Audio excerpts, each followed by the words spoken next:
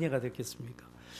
대부분 이렇게 찬양대 숫자가 적으면 이게 좀 기가 죽어서 조심스러워서 소리를 이렇게 마음껏 못 내는데 제가 이게 찬양대에 대해서 촌평을 하면 잘했다 못했다를 떠나서 목소리는 마음껏 내시는 것 같아요. 그만큼 또 그게 하나님 사랑하는 마음으로 그렇게 고백하는 찬양이라 믿습니다. 네, 찬양대 찬양도 감사드리고 또 엄태리 자매 그 미스라는 얘기인가요? 이게 지금 나이를 이렇게 가늠하기가 어려워가지고 우리 아들도 아직 장가 못 갔는데 근데 네, 참 이름이 이쁘다는 생각이 들어서 얼굴도 이쁜데 그 생각을 해봤어요. 성하고 이름이 참 잘 어울린다. 엄태리. 이씨라면 좀 어색하지 않겠어요? 이태리. 그래서 이태리 타월. 근데 엄태리라는 이름이 참 그 얼굴하고 그 목소리랑 참 잘 어울린다는 생각이 들었어요. 우리도 하나님 자녀이기 때문에 하나님 은혜로 살아가면 우리의 삶이 다 하나님 보시기에 참 아름답다 여겨주시는 그런 삶이 되리라 믿습니다. 먹든지 마시든지 무엇하든지 다 하나님 영광을 위하여 하라 하는 그것이 우리가 계속해서 바라보고 또 목표로 삼고 나가야 될 삶의 목표이기도 하지만 이미 우리는 그 삶을 살고 있습니다. 여러분, 은혜 때문에 살아가는 하나님 자녀인 것을 믿으시길 바랍니다.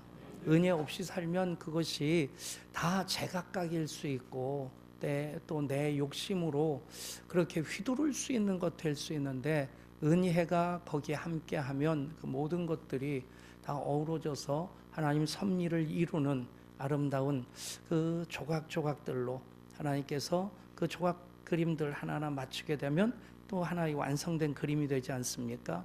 그 은혜가 없이 그것들은 그냥 하나하나의 그냥 개별적인 조각일 텐데 은혜가 연결되어지면 그 하나하나가 하나님 섭리 가운데 어우러져서 하나의 아름다운 작품을 만들어가는 그 과정이 되려 믿습니다. 사흘째 참 빨리 가네요. 옛날처럼 한 닷새 엿새 해야지. 그것도 새벽하고 점심때 낮에 오전 집회하고 저녁 집회하고 그렇게 한 5, 6일 해야지 부흥에 했다 싶은 마음이 들 텐데 저녁만 사흘 하려니까 조금 참 빨리 지난다는 생각이 들고 또 저도 박태준 목사님하고 그렇지 않습니까? 한 24년, 25년 그렇게 같이 지내면서 1년에 뭐 예담 때문에만 만나는 것 아니고 그 외에도 자주 만나고 그러면서 안 싸우고 참 잘 지내고 있습니다.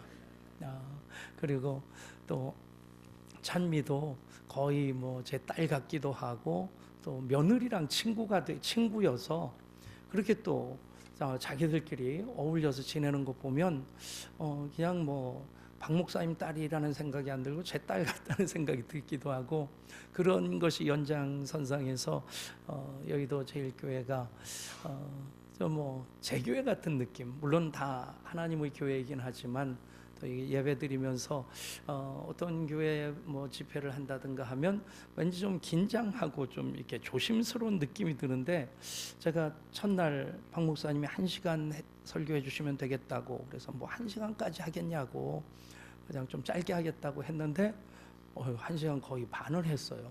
그래서 시계를 딱 보는 순간 시계가 왜 저렇게 돼 있지? 저게 잘못된 건 아닌가? 하는 그런 생각을 했는데 제가 집에 가면서 저 스스로 반성을 참 많이 했습니다. 야, 지금 목사 28년 차인데 이거 설교 시간조차도 제대로 이렇게 못 맞추나? 참 창피하다. 그 이유가 뭘까? 하는 생각을 보니까 우리 식구같이 편해서 이렇게 설교를 하다 보니까 그렇게 지나가는 것을 전혀 못 느끼고 글쎄요, 박 목사님이야 뭐 전 미안하지 말라고 전혀 그렇게 시간 가는 것처럼 느껴지지 않았다고 워낙 뭐 생긴 것도 잘생기셨죠. 항상 봐오신 여러분들은 별로 못 느끼십니까? 저는 그 박 목사님 볼 때마다 기분 나빠요. 왜 사람 저렇게 잘생기고 키도 클까? 근데 그냥 뭐 교인들도 그렇게 길게 지루하게 생각하지 않는다 그러시는데, 저 나름대로는 가면서 고민을 많이 했어요. 야, 참 설교 그렇게 이게 그 시간도 하나도 좀 제대로 맞추지 못하면서 했나 하는 생각을 했는데, 결론은 좀 이렇게 편한 마음으로 주님 안에서 만났기 때문에 그런 것 아닌가. 예, 오늘 마지막 날인데 명절 큰 날에도 은혜를 주시지만 우리는 이미 그 은혜 가운데 사는 이들이고, 또 제가 성경에서 정말 좋아하는 말씀이 표현이 은혜 위에 은혜입니다. 오늘 말씀도 그렇게 우리가 적용해 볼 수 있는데, 히브리서 11장이 믿음장 아닙니까? 믿음 바라는 것들의 실상이요 보이지 않는 것들의 증거라. 그러면서 믿음으로 살아간 모든 사람들, 그들이 믿음으로 이렇게 살았습니다 라고 하는 실예를 보여주면서, 또 6절에서 믿음에 대해서 또 이렇게 다시 한번 짚어줍니다. 믿음이 없이는 하나님을 기쁘시게 하지 못하나니 하나님께 나아가는 자는 반드시 그가 계신 것과 또한 그가 자기를 찾는 자들에게 상 주시는 이심을 믿어야 할지니라. 아멘. 여러분, 은혜 얼마나 소중합니까? 저는 은혜를 생각하면 그 장면이 이렇게 떠올라요. 제가 이제 대전 유성교회에서 목사 안수를 받고, 그곳에서 이제 서울로 올라온 교회가 청운교회라고 역삼동에 있는 교회입니다. 거기서 부목사로 지낼 때 저희 큰아들이 유치원 다녔었는데, 한 번은 아이가 좀 아파가지고 감기가 좀 심하게 와서 그 병원에 데려갔다가, 그냥 소아과 데려갔다가 이렇게 집으로 오는데, 교회 봉고차 타고 제가 운전하고 집사람 옆에 앉고 아이는 뒤에 앉았는데, 그 영동 그쪽이 고갯길이 유난히 많지 않습니까? 고갯길 내리막길 내려가는데 사거리 신호가 딱 바뀌더라고요. 그래서 급정거를 하면 할 수 있는데, 급정거를 하는 순간 뒤에 소아과 갔다 오는 애가 그 다음에는 팔다리 부러져 가지고 정형외과 갔다 와야 될 것 같더라고요. 뭐 뒤에서 애가 안전벨트 매고 있는 것도 아니고, 그냥 요즘은 뭐 안전벨트 다 기본적으로 매겠지만 그 당시에는 안전벨트에 대한 의식도 별로 없을 때고, 브레이크를 밟는 순간 그 아이가 거기서 굴러가지고 그 다음에는 이제 뭐 팔다리 부러지는 그런 그림이 그려져 가지고 그냥 지나쳤어요. 지나치니까 바로 앞에 골목에서 까만 라이반을 낀 경찰 아저씨가 탁 나오더니 세우고는 경례를 딱 붙이면서 선생님 차를 탱크처럼 모시네요 그러더라고요. 그래서 뭐 어쩌겠어요. 제가 그게 뭐 잡으면 잡을 수 있는 거고, 그래서 사실 제가 위반인 줄 알긴 아는데, 그런데 급정거를 하면 아이 뒤에 굴러서 크게 다칠 것 같아서 그래서 지나쳤노라고 그랬더니, 이 경찰 아저씨가 이러고 보더니 그러는 거예요. 선생님, 오늘 딱지 떼었다고 생각하시고 집에 가서 그 돈으로 아이 장난감 사주세요 그러는 거예요. 예, 대한민국이 아직까지 망하지 않은 두 가지예요. 첫 번째는 우리 크리스찬들이 기도하기 때문이고, 또 하나는 여전히 뭐 짭새라고도 하고 뭐 그러기도 하지만 그런 좋은 공직자들이 있어서, 근데 고맙다고 인사하고 집에 와서 생각하니까 아차 싶은 거예요. 그분 이름이라도 알아서 서울 경찰청에 참 이런 경찰관이 있더라, 표창이라도 좀 상신할 걸. 그런데 뭐 지나치고 와서는 뭐 다시 누구냐고 물어볼 수도 없고, 두고 고마운 마음으로 지금 뭐 30년 더 됐죠? 30년쯤 됐는데 여전히 그때 장면이 생생하게 기억이 됩니다. 여러분, 제가 신호를 위반했고, 그리고 딱지를 떼어서 그 당시 뭐 그 신호 위반으로 3만 원이든 5만 원이든 벌금을 내야 되는 겁니다. 근데 그 상황에서 경찰관이 딱지를 떼지 않게 해준 것, 크게 보면 은혜지만 그것을 조금 더 구분해서 얘기한다면 그것은 내가 잘못한 것을 용서해 줬기 때문에 그건 자비입니다.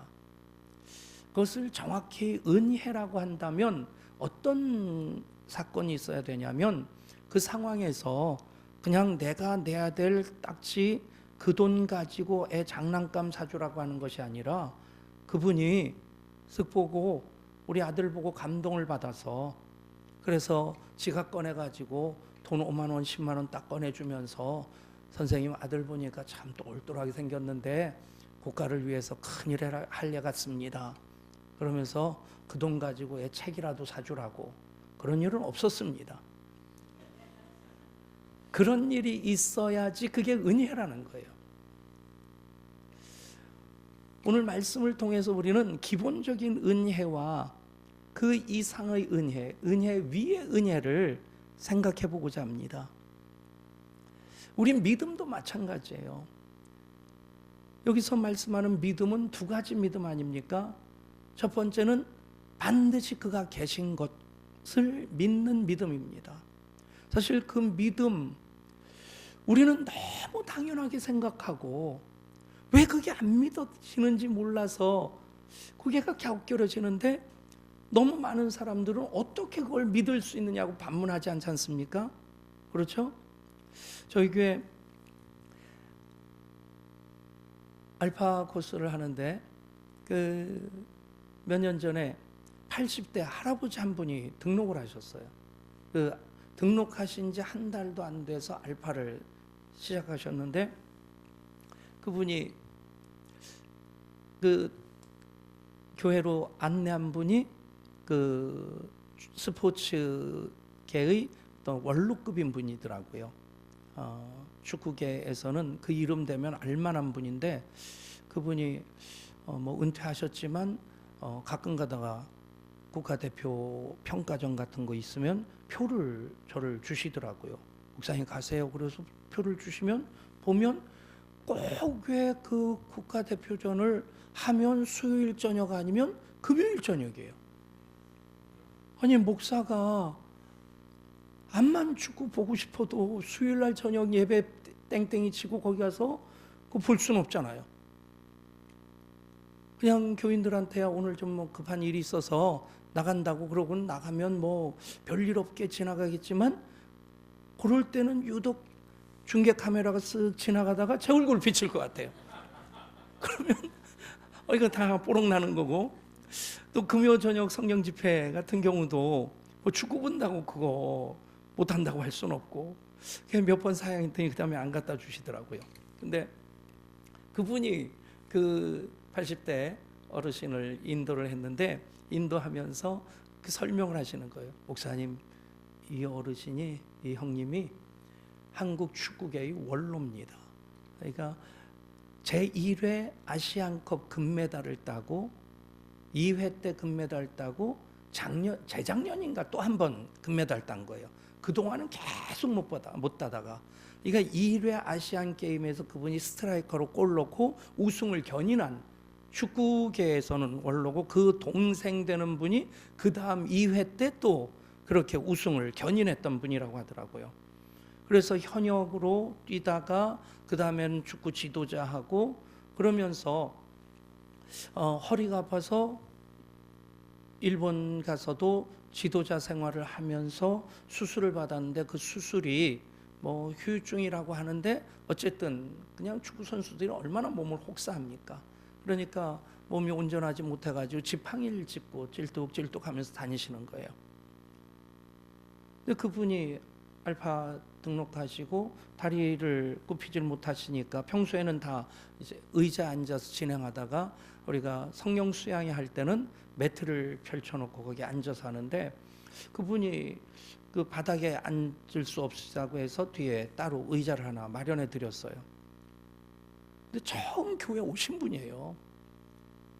그리고 나서 알파 시작해서 이제 6주 지나갔으니까 한 2달 정도 됐을 때인데 제가 앞에서 찬양 인도를 하면서 그분을 보니까 80대 어른이 요즘 주의 이름 높이며 그런 찬양 하려고 하면 여기 장로님들도 그렇잖아요. 박수 치는 거 참 어색하죠. 엇박자로 쿵짝 쿵짝 하면 젊은 사람들은 괜찮은데 또 저도 그래요. 저도 요즘 젊은 친구들 부르는 찬양은 같이는 따라 부르겠는데 저 혼자는 못 부르겠더라고요. 근데 그분이 교회 온 지 얼마도 안 되셨고 그런데 그 찬양을 앞에서 하는데 계속 부르려고 애쓰시는 모습이 느껴지더라고요. 계속 박수를 치려고 하시고, 그 박수가 막 나중에 보면 가끔가다 엉켜가지고 치다가 어색하니까 그만두셨다 또 박수를 치시고, 그렇게 찬양하고 기도하는 시간에 제가 가서 그분께 제가 기도해 드려도 되겠습니까? 그랬더니 기도해 달라고 그러시더라고요. 그래서 그 앞에 무릎 꿇고 무릎에 손을 대고 간절히 기도했어요. 기도하고 나니까 그분이 그 자리에서 지팡이를 던져버린 거예요. 그리고 지팡이 짚고도 쩔뚝거리게 됐는데, 뭐 이렇게 온전히 두벅두벅 걸어서 간증하는 시간에 나와서 나는 정말 하나님이 어떤 분인지도 모르고 예수의 예자도 모르는 상태에서 교회 왔는데 이렇게 하나님 나를 고쳐주셨다고 그러면서 본인이 잘하는 거 있는데 그 일일이 만보라고 그러면서 일일이야 하면서 춤을 추시더라고요. 근데 그것은 그분 나름대로의 신앙 고백이고 찬양이라는 생각이 들어요. 어디 감히 교회에서 일일이만보를 불렀냐고. 그런다면 그분 어린아이 같은 마음으로 그렇게 하나님께 행하신 일을 나름대로는, 그래서 그 온전해진 발로 이렇게 움직일 수 있다고 하는 것을 그 앞에서 보이면서 찬양을, 그 노래를 하는 건데, 그건 일일이 만보가 아니라 저는 그대로 하나님께서 받으시는 찬양이라는 생각이 들었어요. 그리고 얼마 후에 그 어른이 교회 오서 저를 보시더니 대뜸 그러시는 거예요. 목사님, 저 축구협회 가가지고 친구들하고 싸웠습니다. 그러는 거예요. 왜요? 아니, 내가 지팡이 안 짚고 뚜벅뚜벅 걸어오도록 하니까 어떻게 된 거냐? 그래서 하나님 고쳐주셨다. 그랬더니 거기 있던 사람들이 요즘 세상에 무슨 하나님을 고쳐주시냐? 그래가지고 화를 내고 야단을 쳤다는 거예요. 아니, 내가 이렇게 멀쩡하게 왔는데 일본에서도 못 고치고 일본에서 수술 받고도 내가 절었는데 내가 우리 목사님이 기도해 주셔서 하나님을 고쳐주셨다. 근데 그 사람들이 그러는데도 뭐 세상에 그런 일이 있냐고 믿으려고 하진 않더라는 거예요. 그래서 싸우고 왔노라고. 목사님 저 잘했죠? 뭐 잘했죠 그러는데 뭐 못했다고 할 수도 없고.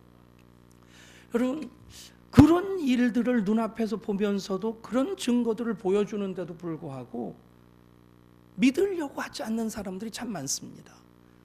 우리는 예수 없이 어떻게 살까 생각하는데 딴 사람들은 예수 믿으면서 무슨 재미로 살까 생각을 합니다.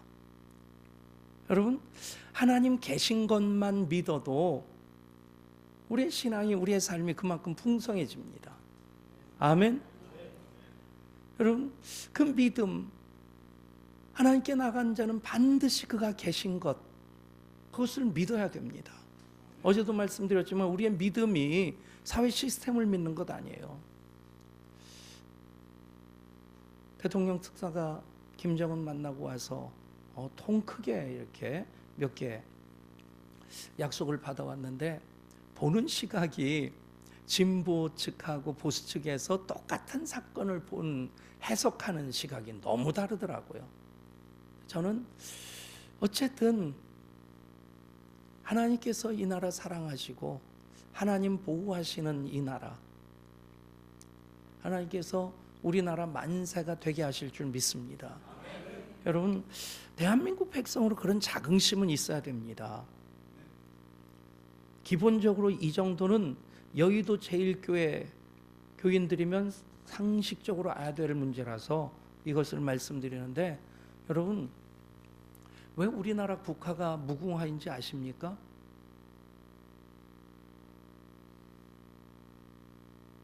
아세요? 예, 샤론의 꽃. 무궁화가 영어로 보면 로즈 오브 샤론입니다. 샤론의 장미. 샤론의 꽃은 누구예요? 예수님이셔요. 더 거슬러 올라가면 애국가가 찬송가였습니다. 올드랭자인 그 가사로서 동해물과 백두산이 마르고 닳도록 하나님이 보호하사 우리나라 만세. 여러분 찬미가라고 하는 옛날 찬송가 이름 몇 장이 이런 제가 기억을 못하는데 거기 있던 찬송가의 그 가사에 안익태 선생이 코리아 판타지라고 하는 그 곡을 붙여가지고 그래서 그게 애국가가 된 거예요. 여러분 찬송가가 애국가가 됐다? 여러분 하나님이 이 나라 사랑하지 아니하시고 이 나라 지켜주지 아니하시고 이 나라 복주지 아니하시고 어느 나라 복주시겠어요? 집 나간 아멘을 찾습니다. 아멘. 여러분 거기서 무궁화 삼천리 화려강산, 실제로 무궁화가 우리나라 그렇게 많은 꽃이 아닙니다. 흔한 꽃이 아니에요. 오히려 벚꽃이 우리나라가 자생지입니다. 그러니까 따지고 들면 뭐 국제사법재판소에 그냥 걸어가지고 일본의 국화 사쿠라를 그걸 무효화시키고 우리나라 국화로 갖고 오는 게 그게 오히려 맞을 수도 있겠다 싶어요. 결국 무궁화는 우리나라 자생꽃도 아니고 흔한 꽃도 아닙니다. 그런데 무궁화 삼천리 화려강산이라고 하는 그 애국가 때문에 무궁화가 또 국화가 된 거예요. 남궁옥 선생이 독립운동가로서 그분이 하신 일이 뭐냐면 무궁화 보급운동이었어요. 그분이 감리교 전도사였습니다. 홍천에 있는 교회 담임하면서 그분은 독립운동을 무궁화를 삼천리 방방곡곡 그렇게 심게 함으로써 그것으로서 독립, 그 민족의 얼을 되새기는 되살리는 그 일을 했는데 그것은 단지 무궁화라고 하는 그 이름의 의미가 아니라 샤론의 꽃, 예수님을 찬양하고 예수님을 기억하는 그런 꽃이 온 나라 가득하기를 바라는 마음으로 무궁화 삼천리 화려강산 그것을 독립운동의 방향으로 삼았었습니다. 여러분 그런 나라가 우리나라입니다. 아멘. 정치가가 잘해서가 아니라 물론 그렇게 평가도 하더라고요.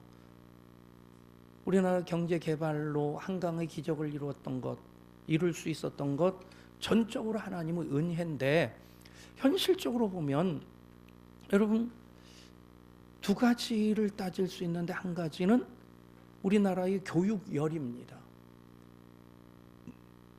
일제 식민 지배가 끝났을 때 전 세계에서 가장 가난한 나라로 수탈될 만큼 수탈된 빈 껍데기만 남은 거예요. 거기다가 동족상잔의 비극인 6.25 전쟁까지 겪었습니다. 그것을 한 역사학자는 뭐라고 표현했냐면요, 빌어먹을 그릇까지도 깨졌다는 거예요. 아무것도 없는 상태에서 빈털터리가 됐는데 이제는 6.25 전쟁 때문에 빌어먹을 그릇조차도 깨진, 여기 어른들은 6.25 전쟁 겪으신 분들, 저는 전후 세대이기 때문에 그 전쟁 이후에 고생은 좀 하긴 했어도 전쟁을 직접 겪은 세대는 아닙니다. 40년대생이신 분들, 저는 그 전쟁을 겪으신 분들, 그분들에 대해서 그냥 무조건 나라가 정말 애국자로서 다 막 포상하고 그 노후 대책까지 마련해 드리면 좋겠어요. 근데 하나님이 복 주시고자 하시는데 복을 담을 그릇이 있어야 됩니다. 그게 뭐냐면 우리나라 교육열입니다. 소 팔고 논 팔고 밭 팔아서 자식 공부시키는 나라는 전 세계에서 우리나라밖에 없습니다. 우리는 당연하다고 생각하는데 그렇게 자식들 공부를 시켜놨기 때문에 자원도 없지만 이 준비된 사람들이 국가 자원이 되어서 경제 성장을 이끌 수 있었던 겁니다. 또 하나는 그렇게 저는 그 부분도 인정해야 될 것이라고 생각하는데 박정희 전 대통령이나 이병철 씨 또 정주영 씨 같은 분은 이 정치나 경제 쪽에서 한 세기에 한 사람이 나올까 말까 한 사람이라고 그래요. 그런데 우리나라 한강의 기적을 이룰 수 있었던 것이 한 세기에 그 세 사람 중에 한 사람이 있을까 말까 한 그런 확률인데, 그 필요한 때 그 세 사람이, 하나님께서는요 하나님을 믿는 사람만 사용하시는 것이 아니라 하나님께서 블레셋도 애굽도 바벨론도 하나님 도구로 다 사용하십니다. 아멘. 그분들을 사용하셔서 한 시대에 그런 거물들이 세 사람이 같이 움직이면서 한강의 기적을 이끌었다는 거예요. 여러분, 이 모든 것들 하나님께서 지금까지 주신 은혜라고 한다면, 앞으로 저는 시대적으로 참 어려운 건 사실입니다. 인구 절벽, 전문가들이 예측하는 것보다 10년 이상 빠르게 인구 감소 현상이 연착륙이 아니라 이젠 경착륙이 될 것이다. 고령화 사회가 아니라 초고령화 사회로 진입하고, 글쎄요, 시대마다 핵심적인 문제는 달라지지만 하나님을 향한 믿음은 변치 않아야 합니다. 그러면 그 시대 속에서 하나님은 하나님의 일을 반드시 행하십니다. 여러분, 그것을 기대하실 수 있기를 축복합니다. 사실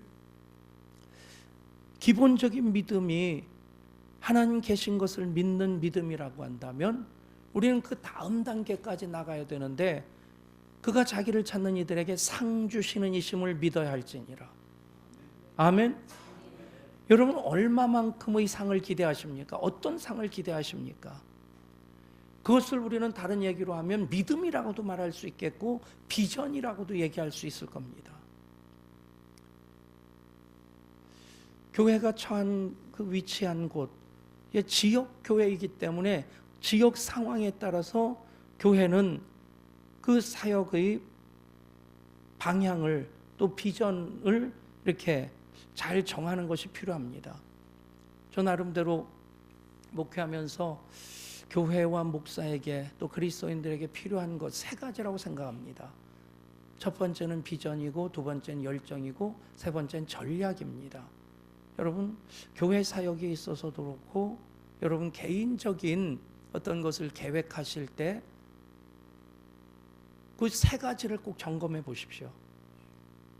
저도 전날 말씀드린 대로 교회 사택에서 태어나서 63년째 교회 생활을 하고 있고, 이제 뭐 교육 전도사 때 따지면 40년 넘게 교회를 섬겼고, 그리고 목사 된 지도 28년째고, 근데 그런 것들을 다 이렇게 종합해 보면 세 가지가 중요하더라고요. 첫 번째는 비전입니다. 꿈입니다. 저희 교회는 제가 동두천에서 5년 목회하다가 교회의 에너지가 한정돼 있는데, 그 한정된 에너지가 본질에 집중되지 아니하고 참 많이 비본질적인데 낭비된다는 생각이 들더라고요. 장로님이 6분이셨어요. 이쪽에 3분 앉으시고 이쪽에 3분 앉으시고 제가 가운데 앉습니다. 이쪽이 주류고 이쪽이 비주류입니다. 이쪽은 술 좋아하시는 분, 이쪽은 술 안 좋아하는 분, 그래서 주류, 비주류 뭐 그런 뜻은 아니고, 근데 그렇게 6분이 셋셋으로 그렇게 나뉘어져 있더라고요. 그리고 제가 가기 전에 많이 싸웠어요. 많이 좀 아픔이 있었습니다. 그 문제가 또 목회자 때문에 생긴 문제더라고요. 그래도 상식적으로 열심히 목회하면 되겠지 하는 생각 가지고, 제가 교육전사로 섬기던 교회니까 원로 목사님 좀 어려움이 있어서 5년 조기 은퇴하시고, 그리고 그 다음에 목사님 청빙을 하셨는데 이분이 20개월 만에 장로님들하고 멱살잡이 하다가 그렇게 나가시고, 그리고 나서 그래도 좀 아는 목사님 모셔오자 그래가지고 제가 그 교회 교육전서 있었던 것이 계기가 돼가지고 저를 좀 청빙을 하길래, 뭐 갈보리교회 부목사로 있을 때 사실 웬만큼 담임 목사만큼 교회에서 대우를 해주셨거든요. 지금보다도 그때가 더 이렇게 좀 여유로웠던 것 같아요. 즐거웠던 그날이 올 수 있다면 뭐 재밌는 것이 그 당시에 뭐 참 이게 그 저녁에 퇴근해가지고 올라가려고 하면 트렁크에서 뭐 꺼내가지고 들고 들어가는데 누가 볼까봐 미안해서 넥타이 공장하는 분이 있었는데 모든 유명한 제품들 다 그 OEM으로 주문자 상표로 이게 제작해 주는 분인데 뭐 입생로랑 자주한 유명한 명품은 다 거기서 만들더라고요. 1년에 2번 설날하고 추석 때하고 라면 박스에다가 넥타이를 담아서 주셔요. 그럼 뭐 4, 5만 원짜리가 한두 개 사는 게 아닙니다. 한두 개 받는 게 아니에요. 그러면 넥타이가 5, 60개가 라면 박스에 한 단계 당겨가지고 들어와요. 그러면 뭐 친구 목사님들 그때 박 목사님 만났으면 좀 많이 드렸을 텐데 어제 그 생각 나가지고 장신대 넥타이 하나 그 장신대 어제 들렸는데 그 주더라고요. 그래가지고 그 생각 나서 드린 거예요. 그때 못 드린 것 때문에. 근데 친구 목사님들 만나면 그냥 넥타이 나눠주고 교육 그 가족들 만나면 몇 개씩 주고 그러다가 동두천에 갔는데 1년 동안 상품권 한 장 안 들어오죠. 넥타이 하나 안 들어오죠. 그래가지고 1년 지나서 매일 넥타이가 없어서 시장 가서 3,000원짜리 2개 사면서 왜 그때 나눠줬던가 몇 개 짱 박아 놓을 걸. 이 사례비도 이쪽에서 받던 것 절반도 안 되더라고요. 그래도 뭐 목사야 그래도 아골골짝 빈들에도 가고자 하는 마음 가지고 실제 가지 못할 때도 있지만 그래도 그냥 부르시는 곳은 내가 가야지 하는 그 생각 가지고 그냥 갔어요. 근데 가서 보니까 참 쉽지 않더라고요. 이쪽 보고 웃으면 이쪽이 서늘해져요. 이쪽 보고 웃으면 이쪽이 또 서늘해져요. 그냥 목회하면서 진짜 힘든 게 장로님들 눈치 보는 거예요. 그때 제가 절실하게 깨달은 게 회 중에 제일 질기고 맛없는 게 당회다.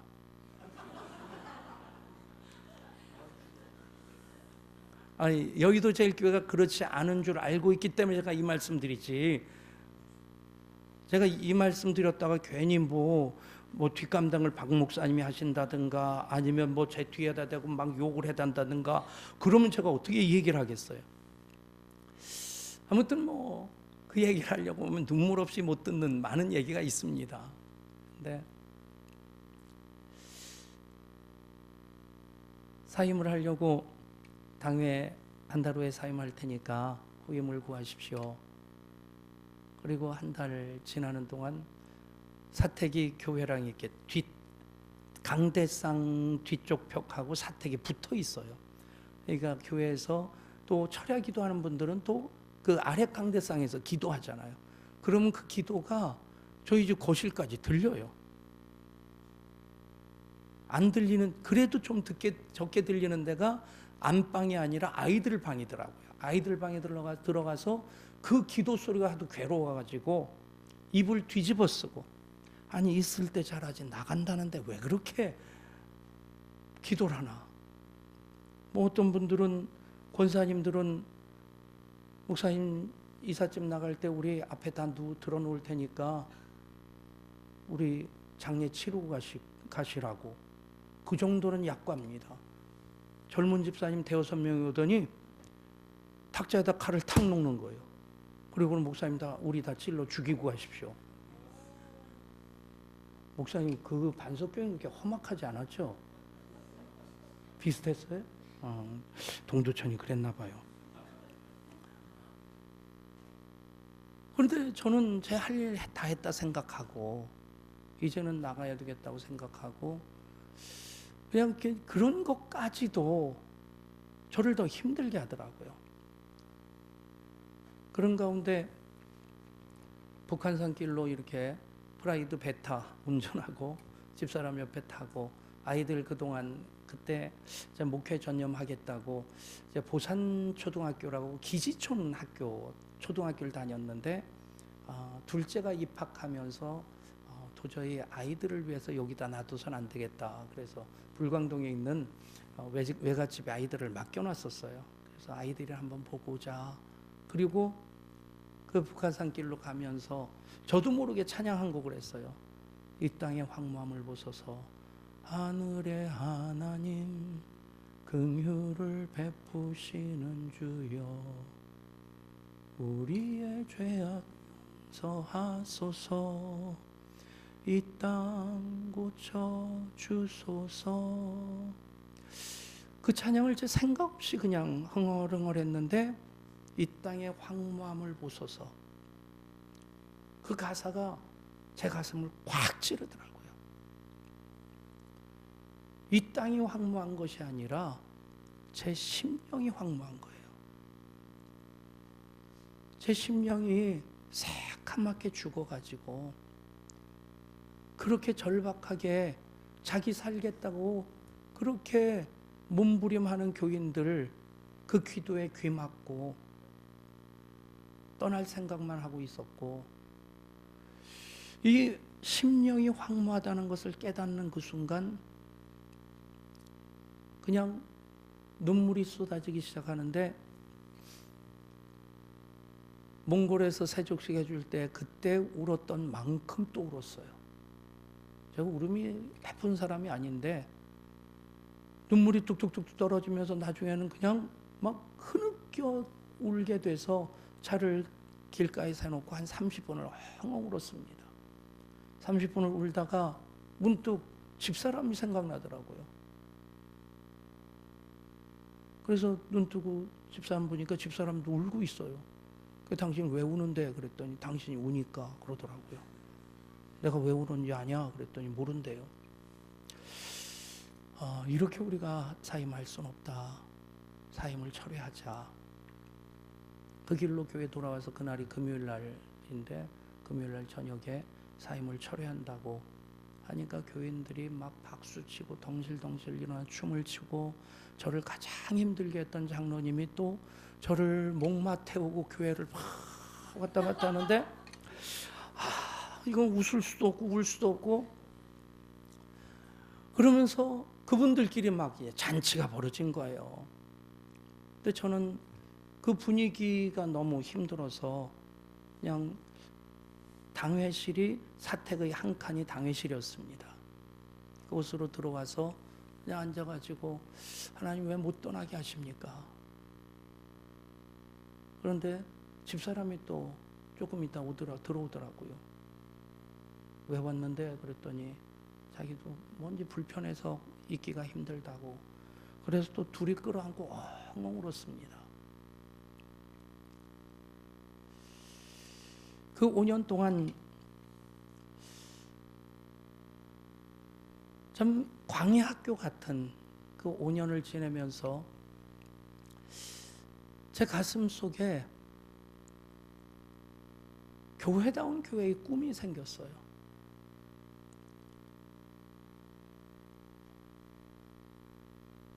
정말 행복하게 예배드리고 싶은 교회 에너지를 비본질적인데 낭비하는 것이 아니라 그래도 절반 이상은 정말 본질적인데 생산적인데 창조적인데 하나님 영광을 위해서 쓸 수 있는 그런 교회면 좋겠다.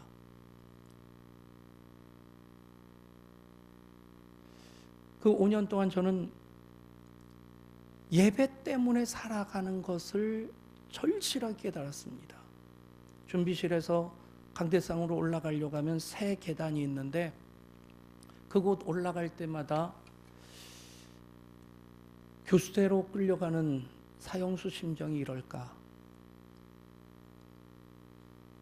제 마음이 기쁘지 않은데 올라가서 예배를 인도한다는 것, 찬양을 한다는 것이 너무 힘들더라고요. 그래서 그 새 계단 올라가다가 현기증이 일어나서 쓰러져서 눈 떠보면 병원이면 좋겠다. 근데 스스로 그냥 넘어져서 자해할 수는 없고 올라갈 때마다 교수대에 올라가는 심정이었어요.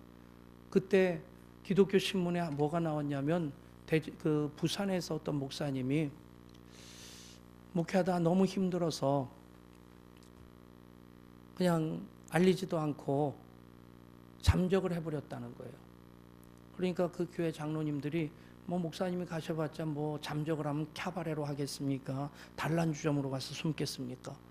그냥 부산 근처에 있는 기도원을 천천히 뒤져가지고 목사님을 찾아서 다시는 목사님 힘들게 하지 않겠다고 모셔왔다는 그런 기사가 실렸어요.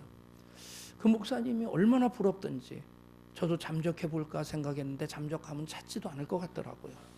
그럼 나중에 제 발로 뻘쭘하게 들어오려고 하니까 그것도 아닌 것 같고. 근데 그렇게 예배를 시작할 때 제 심령이 새까맣게 죽은 것 같은데 그런 가운데서 찬양하면서 제 영이 살아나더라고요. 저는 지금까지 말씀을 선포하는 자이기도 하지만 그 말씀을 언제나 저 자신에게 주시는 말씀으로 같이 받습니다. 그 과정을 통해서 저는 처절하게 깨닫는 것이 예배 없이 나 못 산다. 그래서 개척할 때 아무 준비도 없이 기도를 한 칸 빌려가지고 시작을 했습니다. 그 과정까지 다 얘기하려고 하면 오늘 새벽 한 3시쯤 끝나야 됩니다. 그래서 다 생략하고 아무튼 그 다음에 개척을 하면서 뭐 교회에서 퇴직금도 안 받고 전별금도 안 받고 그냥 다음 주에 개척 다음 주에 사임합니다. 그리고 통보하고 그냥 사임을 했어요. 그리고 돈이 없어가지고 기도를 한 칸 빌려가지고 시작을 했는데 딱 한 가지 꿈은 건강한 교회의 꿈, 예배다운 예배의 꿈이었습니다. 지금도 저는 예배하면 행복합니다. 교회 사역하는 것이 저에게는 에너지를 낭비하는, 소모하는 그런 사역들이 아니라 그 사역들 하면서 몸은 힘들어도 저는 그것 때문에 행복하고 그것 때문에 감사하고, 여러분 그가 계신 것을 믿는 믿음으로 우리는 하나님 자녀가 되었고요. 거기까지는 기본적인 은혜입니다. 그 다음에 여러분들이 사모하셔야 될 것은 그가 자기를 찾는 자들에게 반드시 상 주시심을 믿는 믿음입니다. 그것이 은혜 위의 은혜입니다. 여러분들이 엄청나게 큰 일을 해야 된다 생각하지 마십시오. 테레사 수녀가 그 고백을 합니다. 내 손안에는 단 2닙의 엽전이 있을 뿐이지만 그러나 그것이 하나님 손에 들려질 때 하나님 그것을 통해서 위대한 하나님의 일을 이루실 것입니다. 믿으십니까? 저희 교회나 여의도 교회가 지역교회이기 때문에 지역 환경이 전혀 다릅니다. 그래서 저희 교회의 어떤 그 전략이 여의도 제일교회 그대로 맞을 수는 없다고 봐요. 그것은 신도시고 젊은 사람들이 있고, 그래서 저희 교회는 다음 세대 비전을 우리 교회 비전의 근국으로 삼습니다.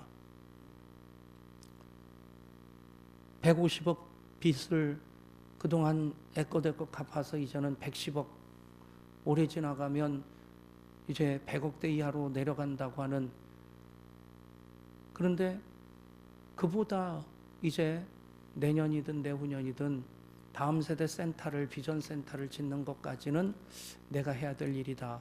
그걸 또 장로님들이 부추겨가지고 이분들이 헌금하실 분은 안 계셔요. 육급 공무원 한 분, 고등학교 교사 한 분, 세탁소 하는 분 한 분, 보험업 하는 분, 보험도 이제 크게 하는 것이 아니라 간신히 호구지책할 만큼 그렇게 가시는, 그러니까 보증 쓰셨다가 망해가지고 연세 들어서 양주로 오시는 분은 두 부류입니다. 은퇴하고 시골틱한 곳에서 조금 이제 좋은 공기 마시면서 살려고 오시는 분하고 망해서 오시는 분. 한 분은 또 병원장도 계시고 하지만, 근데 이분들이 그랬어요. 장로님들 헌금도 못 하실 거면서 왜 자꾸 목사 부추기냐고. 우리는 이제 장로님들하고 농담을 잘하기 때문에 그랬더니 뭐 우리가 헌금 못해도 목사님이 비전을 선포하면 하나님께서 해주실 텐데 뭐 그러면서 당신들은 헌금 안 하니까 부담 없죠. 근데 다음 세대 참 그것이 나름대로 우리 교회가 감당해야 될 한국 교회에게 어떤 희망의 메시지를 줄 수 있는 그런 사역이라고 생각합니다. 지금도 어른 출석수의 50% 이상이 다음 세대입니다.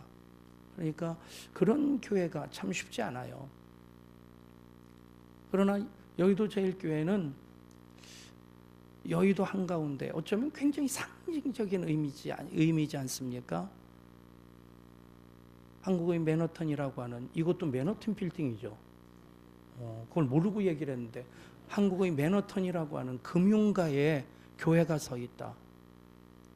여러분, 선교사가 선교지에 가서 한 사람이 존재하는 것만으로도 영적인 거점이 확보되는 겁니다. 아멘. 여러분, 이곳에 여의도 제일교회가 뭐 500명, 1000명이 아니라고 해서 답답해하지 마시고, 교회가 존재하는 것만으로도 가장 이 자본주의의 그 핵심, 여의도 증권가, 또 소비문화의 그 한가운데 교회가 자리 잡고 있다. 여러분, 하나님께서 영적 거점을 마련해 주신 거라 믿습니다. 그러나 여기까지를 저는 은혜의 단계로서 보고 싶습니다.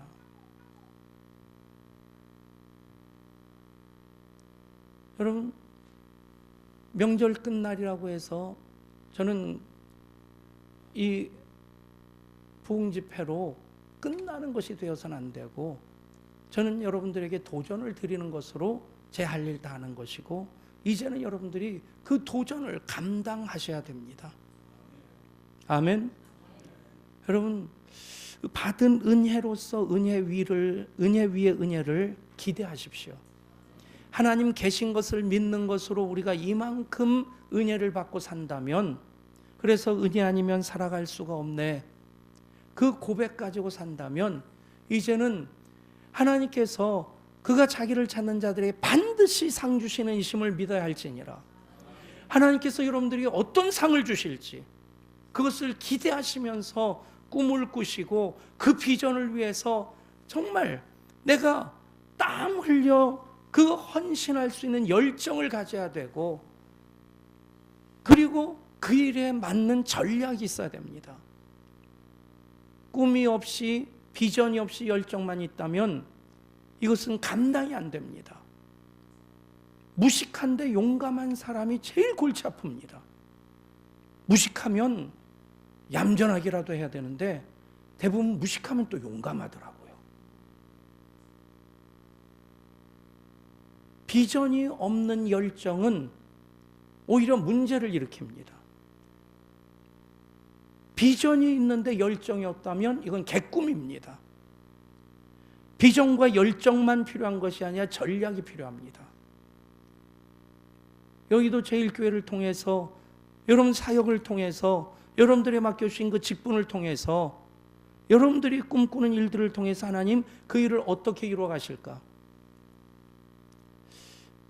개척하고 나서 40평 예배당 요 정도 될까요? 지하 예배당, 반경 500m 안에 민가가 없는,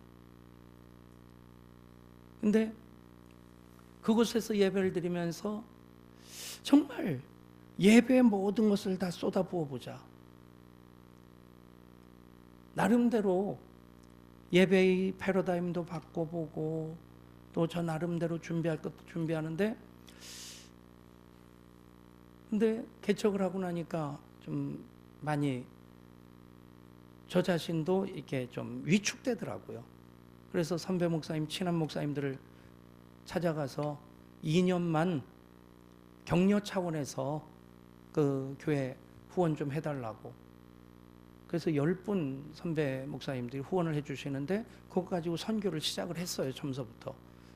그리고 이제 일산 한수만교회 유영문 목사님 찾아가서 동생이 개척했는데 뭐 좀 가만히 있기만 할 거냐 그랬더니, 그래서 뭐 피아노 하나 사달라고 하고 피아노값 300만 원 받아가지고 그것 가지고 이 LCD 프로젝트 신제품은 1,500만 원 하는데 중고품이 300만 원 하더라고요. 이따만한 거. 그것 가지고 서울에 있는 대형 교회들이 영상 예배를 시작할 때인데 개척교회가 그것도 덕정에 있는 양주에 있는 개척교회 지하 예배당에서 그걸 시작을 했어요. 그게 하나의 전략이라고 생각합니다. 여러분, 이 세 가지 것을 한번 꼭 점검해 보십시오. 비전과 열정과 전략입니다. 그리고 여러분, 이제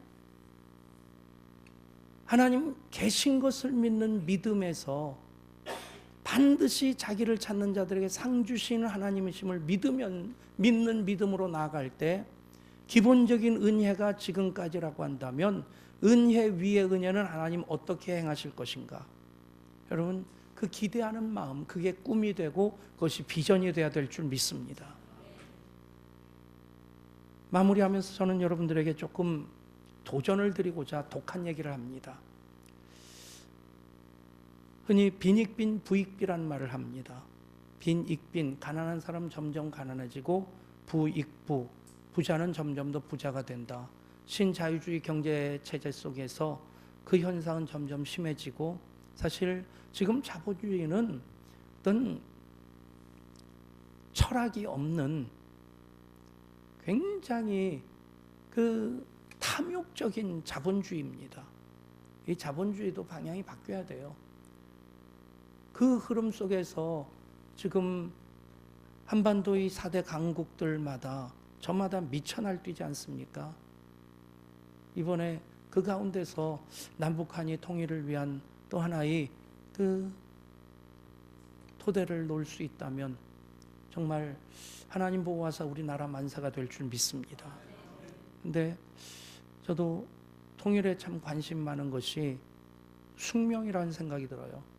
왜냐하면 저희 부모님, 아버님은 용천분이고 어머니는 평양분이고 처갓집은 그 함경도 사람이고, 결혼하고 나니까 평안도랑 함경도가 이 이남의 경상도 또 전라도의 관계더라고요.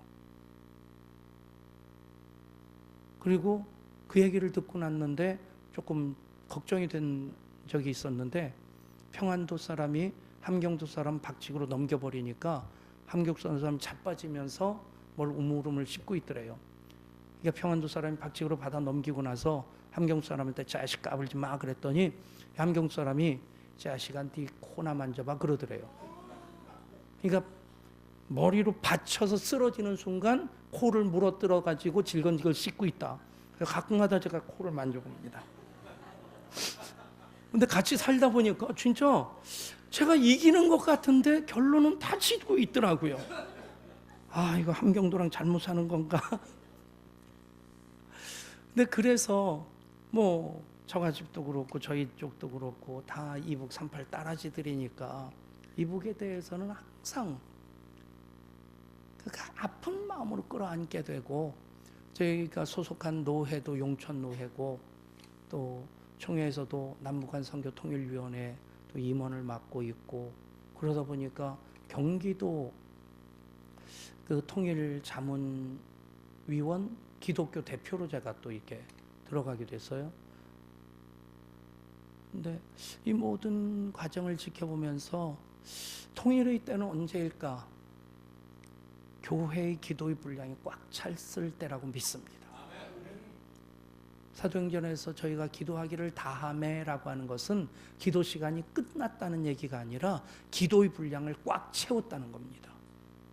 기도의 분량을 꽉 채웠을 때 모인 곳에 성령이 있습니다. 아멘. 통일을 위한 기도가 한국 교회가 채워야 될 분량을 채울 때 하나님께서 남북이 하나님 손 안에서 하나 되게 하리라 하신 그 말씀을 이루어 주시는 바로 그 하나님의 타이밍, 오메가 타임이 포인트가 그때가 될 줄 믿습니다. 나라의 준비도 중요하지만 지금 보면요, 제가 그래도 약간은 전문가 쪽에 속합니다. 다 돌아보면 교회도 준비가 턱없이 안 돼 있고요. 목사로 보면 그렇고, 또 통일 정책 쪽에서 쭉 제가 지금까지 듣고 공부하고 하는 것으로 이렇게 보면 나라도 준비가 너무 안 돼 있습니다. 이대로 북한 정권이 붕괴되면 재앙입니다.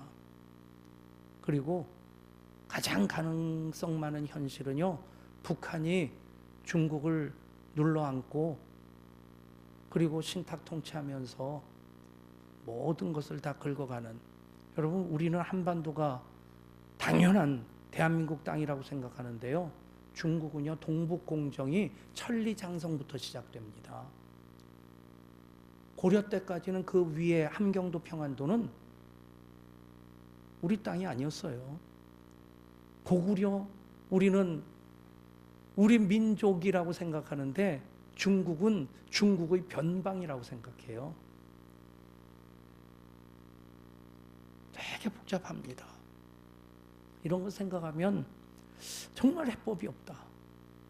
그런데 해법은 우리의 기도의 분량이 꽉 찼을 때 하나님께서 개입하셔서 하나님 손 안에서 남과 북되게 하시는, 여러분 기도하실 때마다 통일을 위해 기도하실 수 있기를 축복합니다.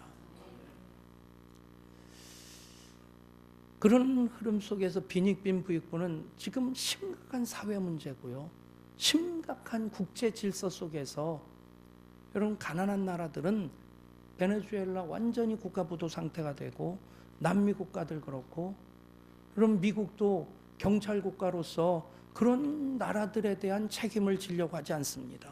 철저히 자기 국익만 추구하려고 하고, 소련은 미국의 MD라고 하는 미사일 방어만을 뚫을 수 있는 신무기 5가지를 개발했다고 공포를 하고 있고, 중국은 시진핑이 영구 집권을 할 수 있는 토대를 만들어 놓고 군사 불기, 군사 초대 강국을 꿈꾸면서 엄청나게 국방비에 그 돈을 쏟아붓습니다.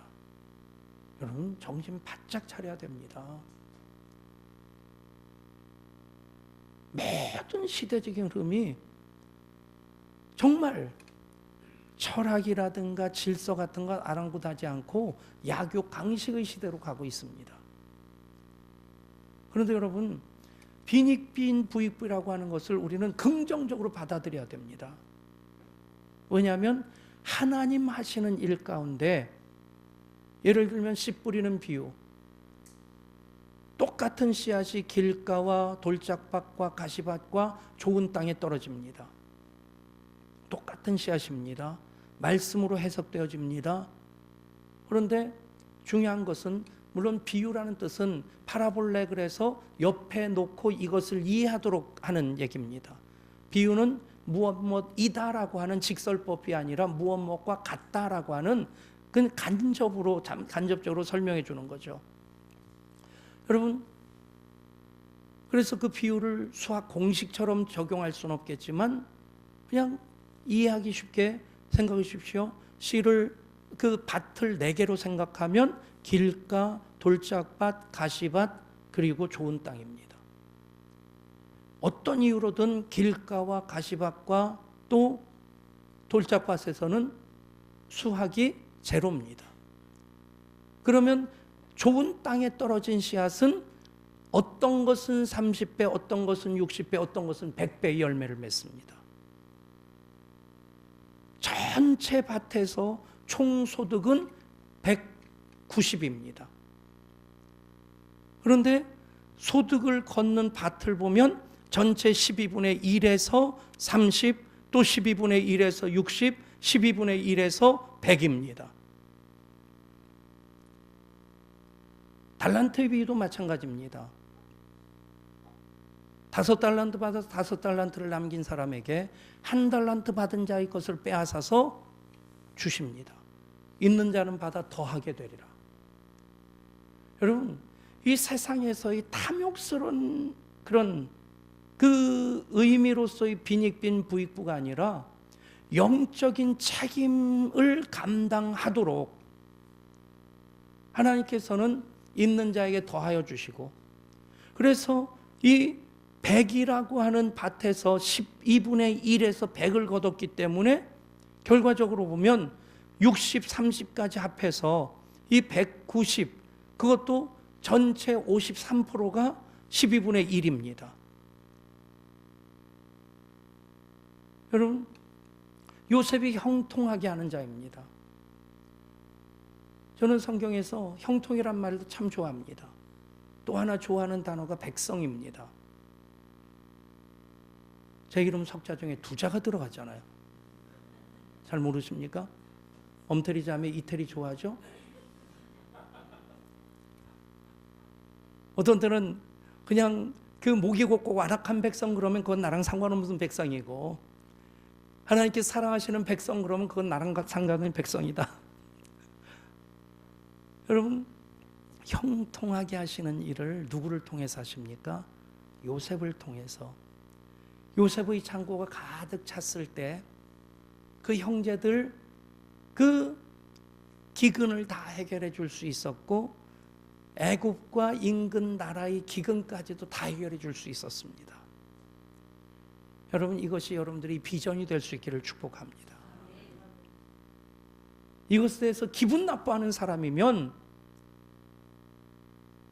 그냥 하나님 계신 것을 믿는 거기에서 그냥 그치시고, 은혜 위에 은혜를 사모하시고 자기를 찾는 자들에게 상 주신 하나님 만나기를 원하신다면 여러분, 영적 빈익빈 부익부의 원리를 붙잡으십시오. 여러분, 돈이 많아서가 아닙니다.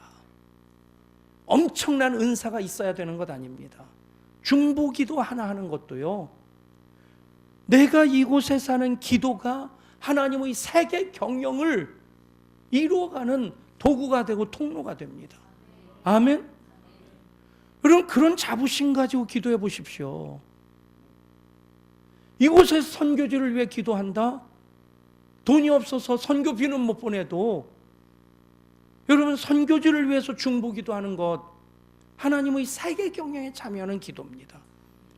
교회의 사역이 그렇고 교회 예배가 그렇고, 여러분, 내가 할 수 없는 것 찾으려면 그 100가지, 1000가지, 10,000가지 이유를 끄집어낼 겁니다. 그런데 내가 은혜 받은 하나님의 백성이라는 그 고백 가지고 있다면 우리는 100가지, 1000가지, 10,000가지 핑계거리를 찾는 것 아니고 단 한 가지라도 내가 할 수 있는 그것 붙잡고, 하나님, 내 기도를 통해 하나님 뜻을 이루어 주시고, 내가 드리는 이 물질 통해서 하나님 계획하신 그 일을 이루어 주십시오. 여러분, 우리는 그 큰 비전을 갖게 되면 하나님 더 크게 역사하실 것을 기대하게 되고, 그 하나님 역사하심을 위해 우리는 시간이든 물질이든 기도든 어떤 것을 내가 할 수 있는 최선의 것을 하나님 손에 올려드릴 때 마더 테레사의 고백 그대로 하나님 그 손에 받으셔서 반드시 하나님의 위대한 일을 이루실 줄 믿습니다. 여러분, 그 도전과 함께 말씀을 마무리하고자 합니다. 여러분의 기도는 나 혼자는 넋두리가 아닙니다. 예수 그리스도의 이름으로 성령의 도우심으로 아버지 하나님께 하는 기도입니다.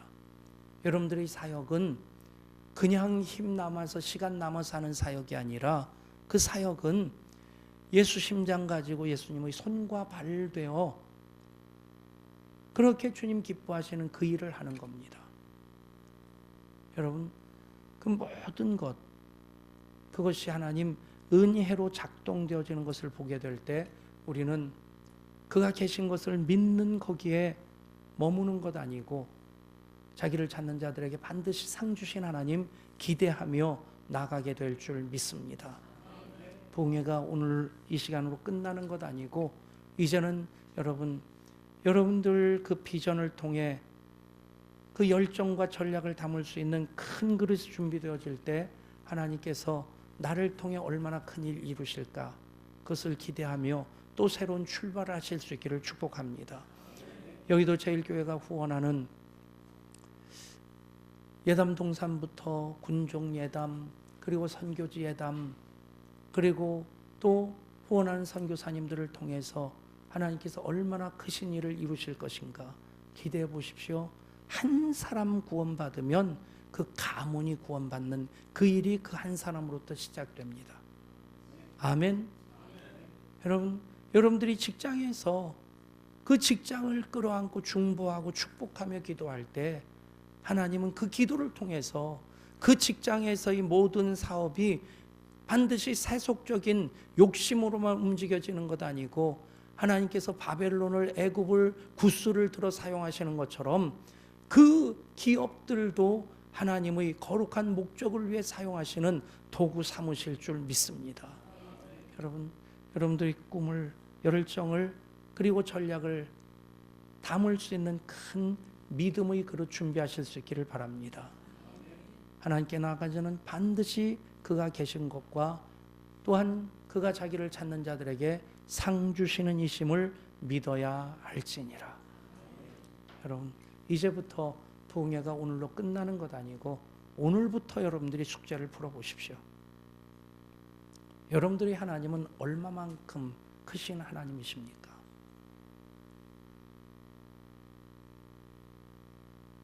제 고백은 하나님은 꿈을 꾸게 하실 뿐만 아니라 꿈대로 이루어 주시는 하나님이십니다. 우리 교회 슬로건이 꿈이 있는 교회, 꿈대로 되는 교회입니다. 그 중에 하나가 수십 가지 예가 있는데 그 중에 하나가 일산 한소망교회가 파주에 10,000평을 샀다고 하더라고요. 우리는 지하에서 지상으로 간신히 올라왔는데 6억짜리 100% 은행돈 가지고 경매로 우리 예배당에 경매 받았는데 그 교회는 파주에 10,000평을 샀대요. 부럽더라고요. 그래서 그냥 지나가는 말로 한마디 했어요. 하나님, 우리도 5,000평쯤 주시죠. 지금 우리 교회 땅이 5,000평입니다. 그래서 제가 후회하는 것이 그때 10,000평 주세요. 그래도 5,000평 그러면 감히 제가 조용기 목사님하고 제가 비교할 수 있는 대상은 아닌데 그 옛날 서울시장이 여의도를 개발하면서 조용기 목사님한테 30,000평쯤 사라고 그랬대요. 근데 조용기 목사님이 무슨 30,000평이 필요하겠냐 그래서 3,000평 샀대요. 그때 30,000평 샀어야 되는데 그거 보면 그때의 조용기 목사님 배포보다는 내가 조금 더 크다.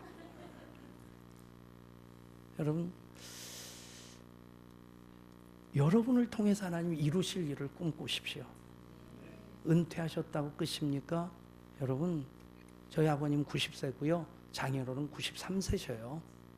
90세신 저희 아버님 전국에서 종로 5가까지 버스 타고 전철 타고 혼자 다니셔요. 새벽 기도도 한 15분, 20분 걸어서 다니십니다. 여러분, 은퇴하고 나서 기본적으로 20년 이상 삽니다. 평균적으로. 그 20년 그냥 한숨만 쉬시겠습니까? 저도 이제 은퇴 준비를 하고 있습니다. 그리고 나서 리타이어, 은퇴라는 말 하죠. 좀 무식한 콩글리시지만 타이어를 바꿔 끼고 다시 시작하는 거라고 하더라고요. 그때부터 타이어를 바꿔 끼고 뭘 할까? 여러분 모두가 아무것도 할 수 없다? 아닙니다.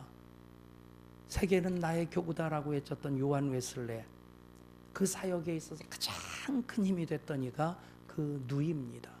그 누이는 남의 도움 없이는 일어날 수 없는 중증 환자였어요. 장애인이었습니다. 그런데 침대에 누워서 요한 웨슬레이를 위해 계속 기도해서 요한 웨슬레이 그 사역의 가장 큰 힘이 요한 웨슬레이 고백 그대로 그 누이의 기도였습니다. 여러분, 기도 한마디를 해도 정말 하나님을 기대하면서 하나님 뜻이 이루어지기를 위해 기도할 때 그 기도는 하나님 큰 역사와 연결되어집니다. 선교헌금 단 얼마를 한다 할지라도 그것을 통해 선교지의 거점이 확보되어지고 거기서 한 사람 구원을 받더라도 그 한 사람을 통해 그 족속이 변화되는 그 일이 또 시작됩니다. 여러분, 지금까지를 그냥 아주 쉽게 그렇게 한번 구분해 보십시다. 지금까지를 하나님 계신 것을 믿는 그 단계라고 생각하시고 이제 이후로 여러분들 통해서 이루실 하나님을 기대하시면서 하나님이 얼마만큼의 상을 주실까?